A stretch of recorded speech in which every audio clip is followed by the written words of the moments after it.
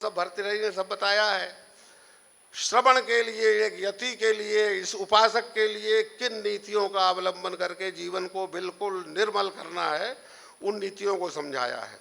अब उन नीतियों को केवल सिद्धांत रूप में कहें तो नीरस लगेंगी, तो उदाहरण के रूप में, दृष्टांत के रूप में लौकिक घटनाओं को दिया है। कितने बड़े लोक ज्ञाता हैं आध्यात्मिक व्यक्ति, और पूरा जीवन आध्यात्मिक चिंतन में गया है, किंतु जगत कल्याण की भावना कहीं विरत नहीं हुई है।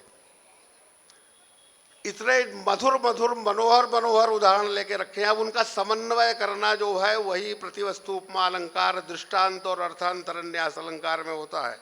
सूक्ष्म विवेचन है। तो इस प्रकार, और इन्होंने स्वयं कहा है कि काव्यों में तो नाना प्रकार के रस होते हैं, पूरा जो काव्य का विस्तार है वो अंततः आनंद के लिए होता है। मम्मट ने कहा है सद्या पर निर्वृतये, काव्य से जो रसानंद प्राप्त होता है उसको ब्रह्मानंद सहोदर कहा गया है।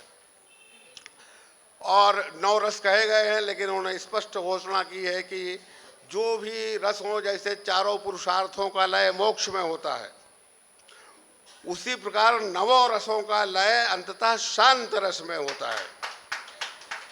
कोई भी रस अपने आप में परिपूर्ण नहीं है। श्रृंगार, हास्य, करुण, रौद्र, वीर, भयानक, बीभत्स, अद्भुत, उसमें पूर्णता नहीं है, क्योंकि वो जब तक है तब तक है, उसके बाद दूसरी चित्तवृत्ति आपकी बन जाएगी। ये रस ऐसा है कि शांत रस में जब आपकी चित्तवृत्ति समाहित होती है तो वही तो प्राप्तव्य है। शांत रस और मोक्ष पुरुषार्थ जीवन का यही तो प्राप्तव्य है। तो 2-3 पद्यों में और इस वाणी को ऐसे अलंकारिक शैली में कहा है। तो विगत शताब्दी में लिखे गए जो भी काव्य ग्रंथ हैं, उन काव्य ग्रंथों में पूरे भारतीय वाङ्मय में जो भी लिखा गया है, उस वाङ्मय में 2-4 अगर आप संग्रहित करेंगे तो ये षट्सती उसमें समाहित है।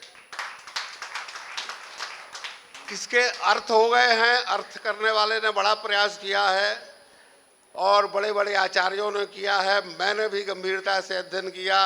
कई स्थलों पर अर्थ में संशोधन अपेक्षित है। आचार्य श्री जो कहना चाह रहे हैं वो बात हिंदी में पूर्ण रूप से नहीं आ पाई है। तो अब इस परंपरा के बड़े गंभीर उदाहरण रहे हैं, बड़े बड़े आचार्य हुए हैं।